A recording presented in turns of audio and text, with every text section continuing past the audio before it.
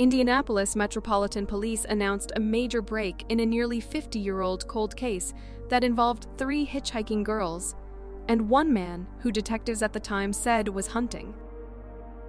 The elusive suspect behind the horrific attacks on the young girls in a field was revealed during a news conference, providing an answer to the investigation decades after it horrified the city. Thomas Edward Williams, dubbed the Slasher by police and the victims, died at age 49 in November 1983 inside a prison in Galveston, Texas. At the time of the abduction, Williams lived near the site of the kidnapping. In 1975, 3 girls trying to reach an amusement center hitchhiked along the 800 block of East Washington Street when a man picked them up. They soon realized something was wrong when the front passenger door was missing an inside door handle.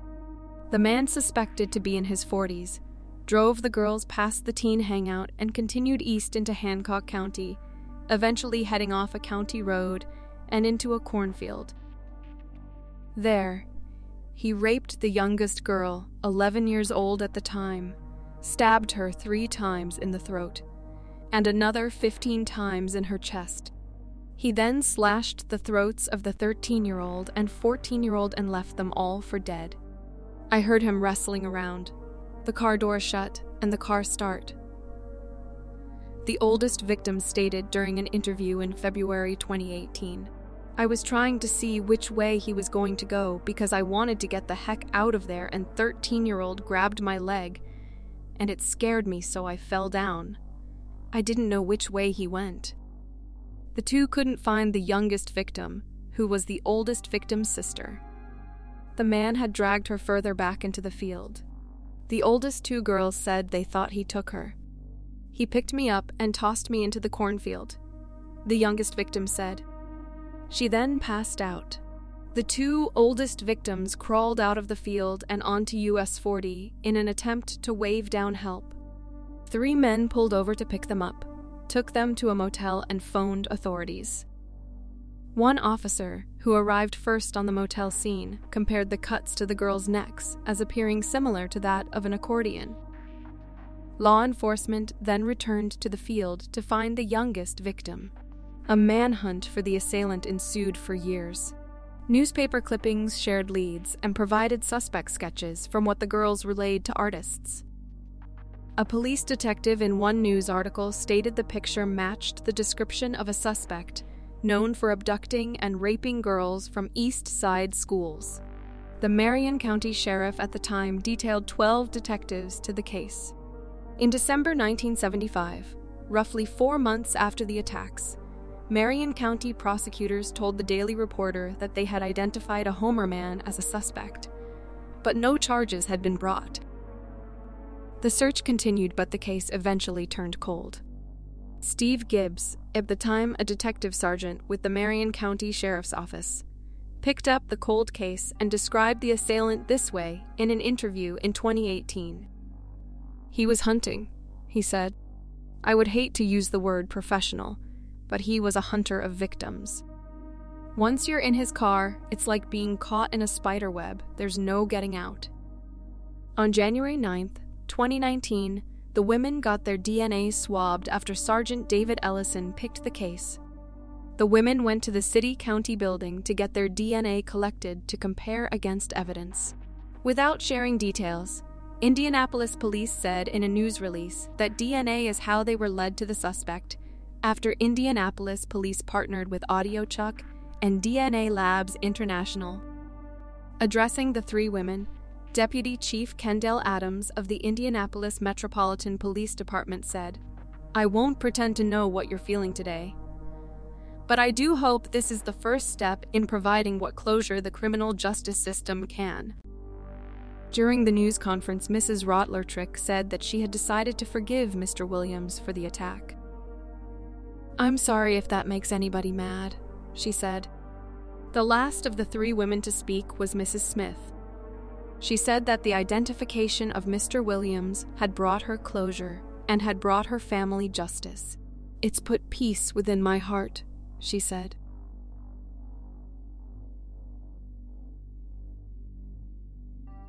The cold cases of two East Bay women who were murdered and sexually assaulted 7 years apart in the 1970s in eerily similar circumstances, home intrusions while other family members were asleep, now have a suspect.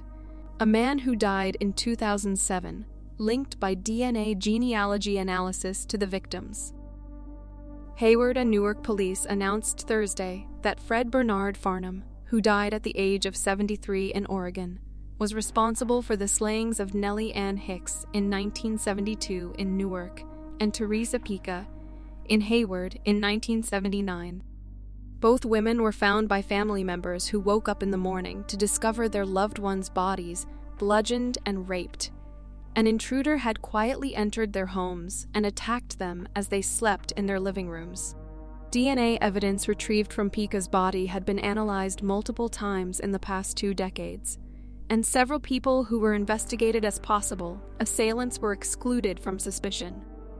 The remains of one potential suspect, identified through the same process that found Farnham, were exhumed 2 years ago and later excluded through DNA comparison to the crime scene evidence. That man, however, was on the same genealogical tree, police said. Then this past December, Hayward and Newark investigators again consulted with the FBI and contracted with the Texas-based genealogy forensics company, Othram and Santa Cruz-based Estrella Forensics, to reevaluate the DNA. The results led to Farnham being identified as the killer. Officials say Farnham is likely to be suspected in other unsolved murders and have alerted law enforcement in an array of other jurisdictions to revisit their cold cases for possible connections. The search for answers is not over. Hayward Police Chief Brian Matthews said at a news conference at Hayward City Hall, "We believe Farnham may be responsible for additional sexual assaults and murders in other communities." Matthews then outlined Farnham's geographical path through life, growing up in the Central Valley, then moving to the South Bay in the 1950s, and being convicted there for multiple sexual assaults in the 1970s. There is no indication he ever lived in the East Bay. He also lived in Nevada, Idaho, North Dakota, Alaska, and Oregon, where he died in the town of Cape Junction. Hicks, a 59-year-old fourth-grade teacher at Ashland School in San Lorenzo, was found dead May 10, 1972, in her Newark home.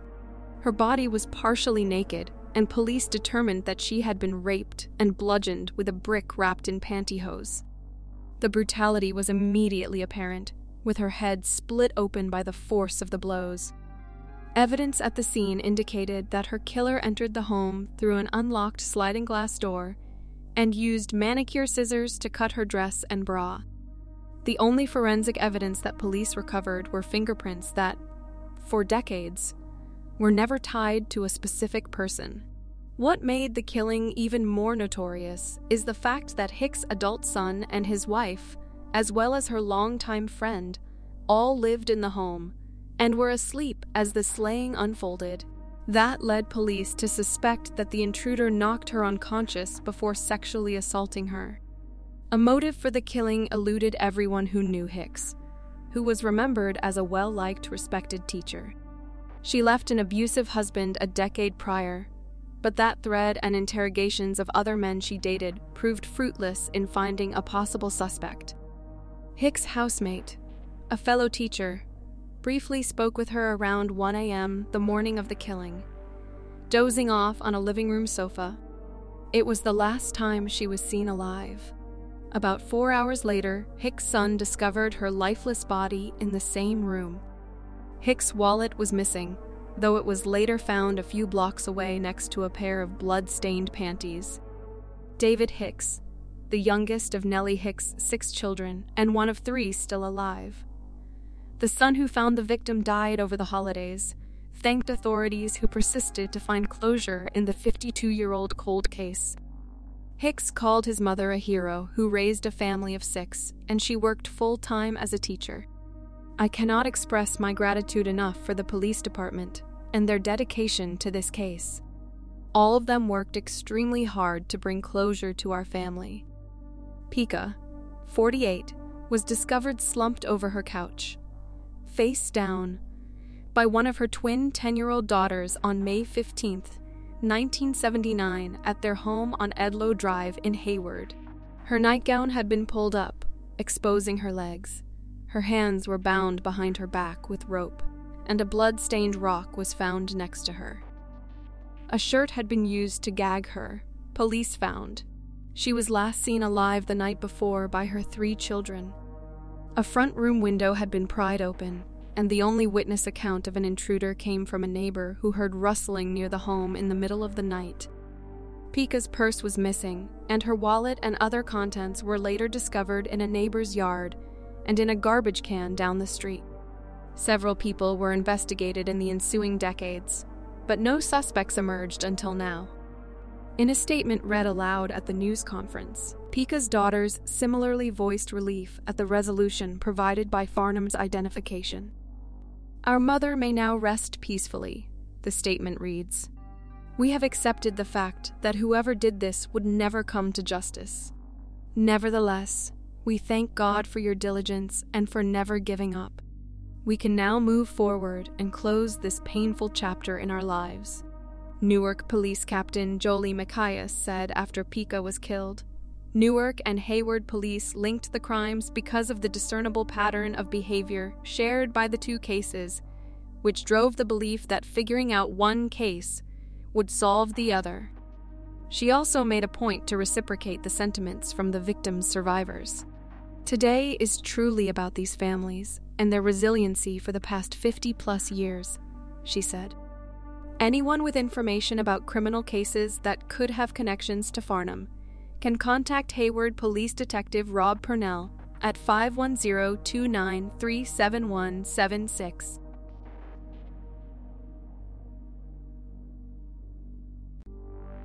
Nevada law enforcement officials announced Wednesday, January 31st, the closure of 2 cold cases after advancements in DNA technology linked a man to murders in both Las Vegas and Westminster, Colorado, nearly 16 years apart. The Las Vegas Metropolitan Police said during a press conference that in May 1991, officers responded to reports of a suspicious death inside an apartment on the 1000 block of Monroe Avenue.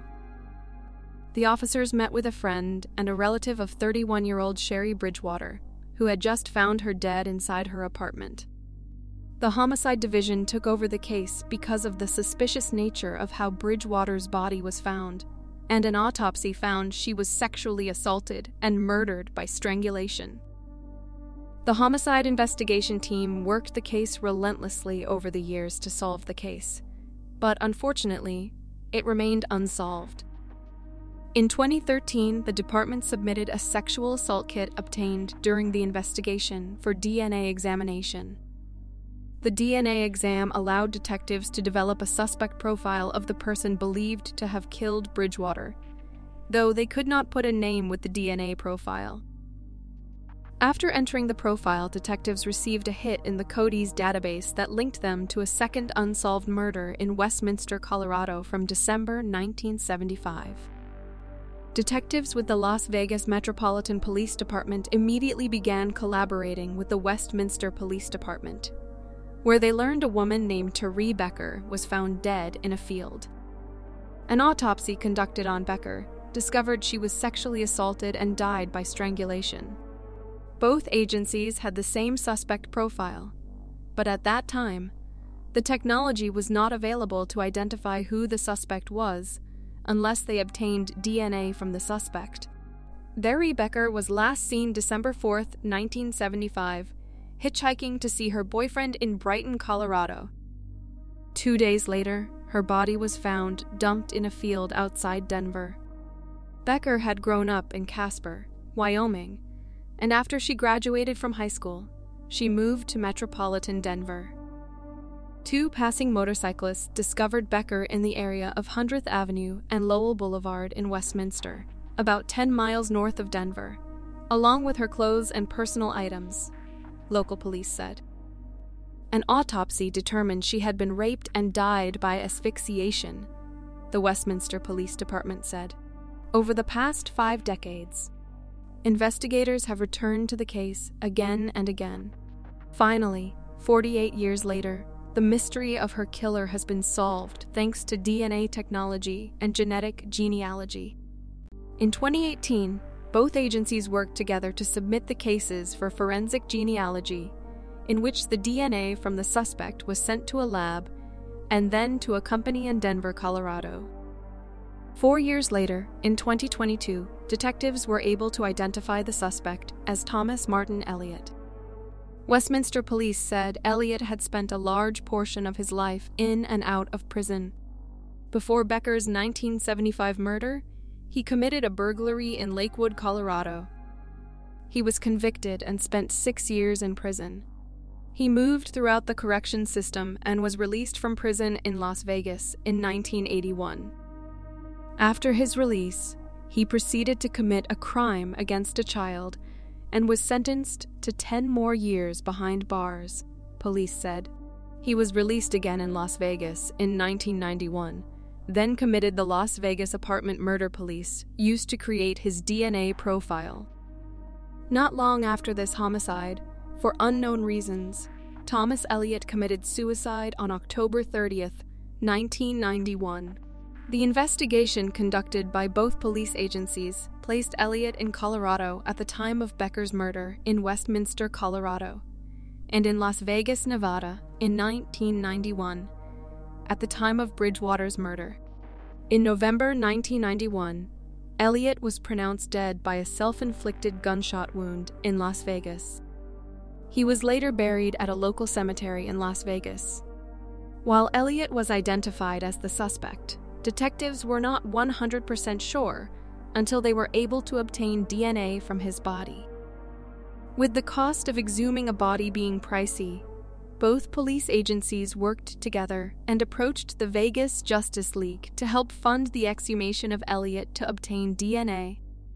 Elliott's remains were exhumed, and detectives were able to obtain tissue and bone samples, which were submitted to a lab.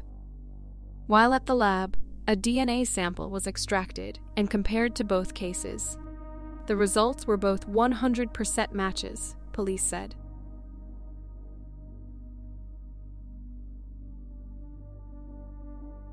On September 21, 1987, an Isle of Wight sheriff's deputy on nighttime patrol found 20-year-old David Knobling's Ford Ranger pickup truck abandoned at the Ragged Island Wildlife Refuge.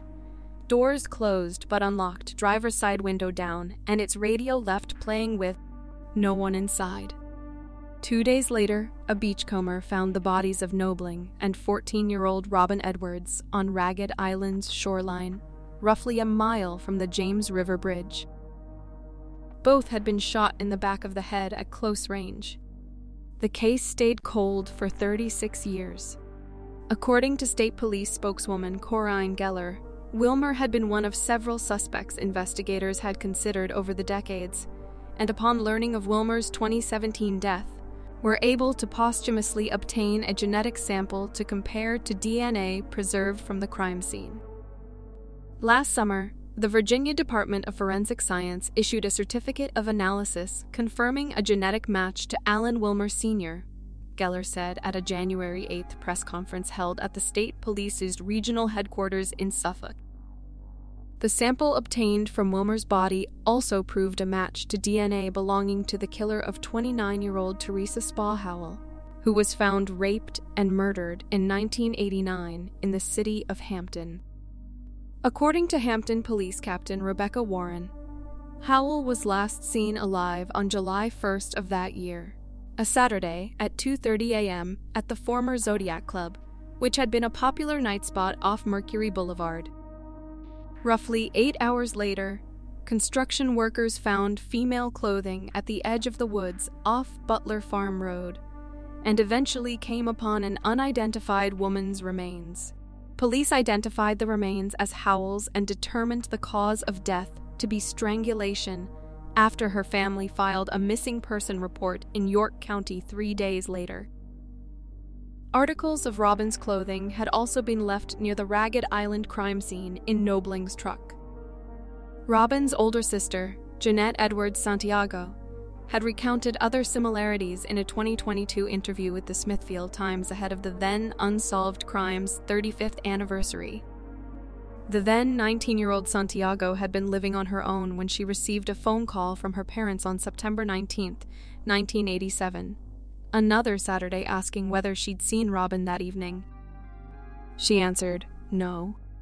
"I didn't think a whole lot of it at the time because she had run away a couple months previously and was gone for 2 weeks," Santiago said, noting Robin hadn't been on speaking terms with her since she'd told on her sister for having ridden her bicycle from their parents' house in Newport News All the way to the Coleman Memorial Bridge in York County. As Santiago recalled from her mother's account, Robin had arranged a date with Knobling's cousin Jason on September 19th, which would become the last time anyone saw David or Robin alive. Jason, David, and David's brother, Michael, had shown up at the Edwards home in David's Ford Ranger to take Robin to a movie that ended up being sold out. The four went to an arcade instead, dropping Robin back at her parents' house around 10 p.m. Once home, Robin put her younger sister, Pam, to bed, but went back out later that night with David. Why the two ended up traveling all the way across the James River Bridge to Ragged Island, and whether they did so willingly, remains a mystery. Police didn't elaborate at the press conference on whether or how Wilmer knew his victims.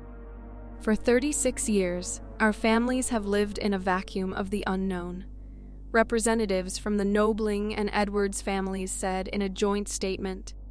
"We have lived with the fear of worrying that a person capable of deliberately killing Robin and David could attack and claim another victim. Now we have a sense of relief and justice, knowing that he can no longer victimize another. We're not saying these cases are closed. They're resolved for right now, because we know there's a lot more work to do," Deller said. "The next task," she said, "is to try and piece together a timeline of Wilmer's life to identify if there were any other victims." Alan Wilmer, 63 at the time of his 2017 death in Lancaster, was 32 and working as a commercial fisherman at the time of the Ragged Island murders. He owned and frequently lived aboard a 1976 fishing boat named the Denny Wade, which he would dock at marinas in Gloucester and Middlesex counties and throughout Hampton Roads. He was known to drive several trucks, including a distinctive 1966 blue Dodge Fargo pickup, with the custom license plate EMRAW, a possible reference to his farming mainly clams and oysters. According to Geller, Wilmer was also known by the nickname Pokey. He also ran a tree service and was an avid hunter. Geller declined to elaborate on how and when police began to suspect Wilmer of either crime.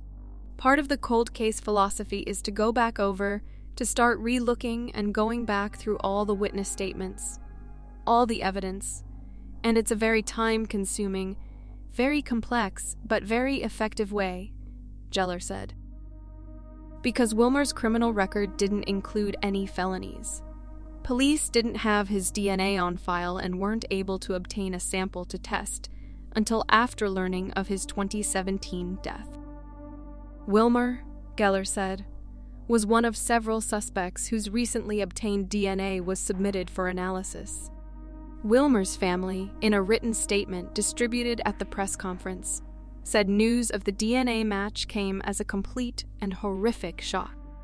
"The man who committed these crimes was not someone we knew," the family's statement reads. "The revelation of what he's done has deeply impacted our family as we are forced to reconcile who we believed him to be with the unimaginable things he has done. We deeply mourn the victims' families and the community and have them in our prayers. We can't imagine what they've gone through for all these years. Let us know if you knew Wilmer, how you knew him, what encounters you had so we can build that timeline and find out if, in fact, there are other victims out there," Geller urged the public. Former Isle of Wight County Sheriff Charlie Phelps, who inherited the Ragged Island case upon his taking office in January 1988. told The Times in 2022 that he long suspected a different man, Samuel Reeder, whom the new DNA evidence appears to clear of the crime. A few months into his first term as sheriff, Phelps had been investigating the reported theft of several firearms from an Isle of Wight woman's home and came to suspect the woman's son. The son, Phelps told The Times, ended up confessing to taking a gun from his mother's home and selling it at a pawn shop in Mississippi, but then began talking about a roommate, Reeder, who'd lived with him and his mother in Isle of Wight. According to Blaine Pardoe's and Victoria Hester's 2017 book, A Special Kind of Evil, The Colonial Parkway Serial Killings, then 28-year-old Ryder had called in one of the original tips the sheriff's office had received when investigating David's and Robin's initial disappearance. As Phelps recalled, Reeder initially claimed to have stopped at Ragged Island out of curiosity on September 23, 1987, when David's and Robin's bodies were found. Then later claimed to have seen Knobling's truck parked at Ragged Island days earlier.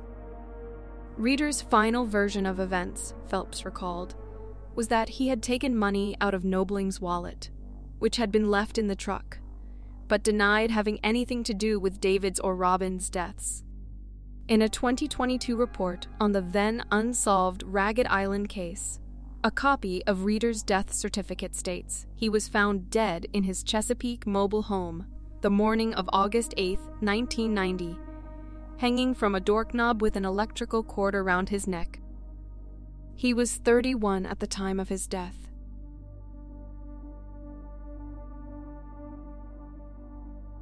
In the early morning hours of August 13, 2005, Rodriguez broke into a home, took a knife from the kitchen, and entered a bedroom where a 21-year-old woman was sleeping. He held the knife to her throat and attempted to sexually assault her. Rodriguez briefly moved the knife during the attack, and the woman was able to wrestle the weapon away. Mills County Sheriff Anthony Poole says it was a case that left the entire county shaken up. Sheriff Poole said, "This doesn't happen at all in this county." After a brief altercation, Sheriff Poole says the suspect fled the scene, but the suspect did leave behind a single drop of blood. It was a key piece of evidence collected by the Mills County Sheriff's Office, but not much could be done with it without the proper technology. The only thing left for investigators to do with it was to upload it to the Combined DNA Index System, or CODIS. The case went cold for almost 2 decades. To have something like this happen, it shocked all the residents of the county, and to have it just sit there for like almost 20 years just having evidence sitting here. It was a frustrating thing for everybody involved, said Sheriff Poole. Sheriff Poole says the Texas Rangers met with the office in 2021 and did a familial DNA search on the drop of blood.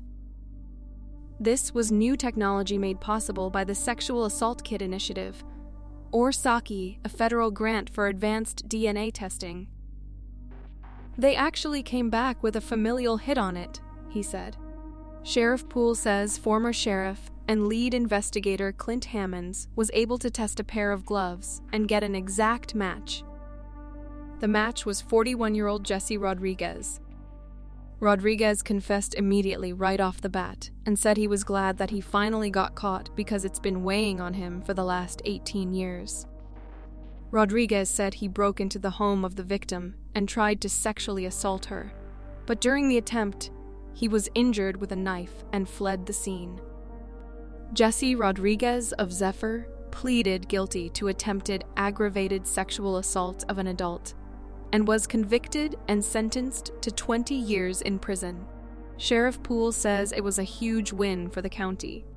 The Texas Rangers released a statement saying this could not have been done without the DNA collected by Maricopa County Sheriff's Office and the help of Department of Public Safety Crime Lab forensic scientists in Waco, Garland, and Austin.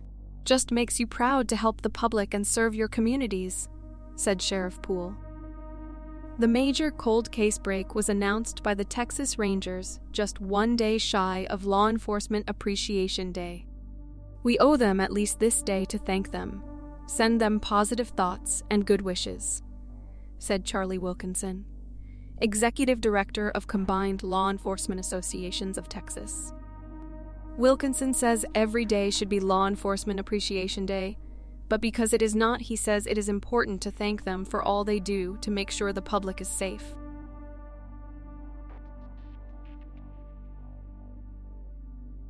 A man was indicted by a local grand jury on murder and burglary charges in the cold case killing of a Buchholz High School student that occurred 13 years ago. Alachua County Sheriff Emery Gainey and 8th Circuit State Attorney Brian Kramer announced the indictment of Timothy Thomas, 33, during a news conference Monday, February 5th. In the early morning hours of June 25, 2010, Sebastian Oxenius, 16, was playing video games with a neighbor at his home in the Benwood subdivision of Gainesville. Oxenius went to the kitchen, where he encountered a burglar who shot him multiple times. His family rushed to the kitchen and called 911. Oxenius was pronounced dead at the scene by paramedics. His brother, Boris Oxenius, said during the press conference, "We hope as a family that you can help us get to the final chapter of this, which is bringing my brother justice." He was only 16 years of age. His life was stolen. Deputies believe the car Thomas used in 2010 was borrowed from a female friend who is believed to have been inside the car while the murder occurred.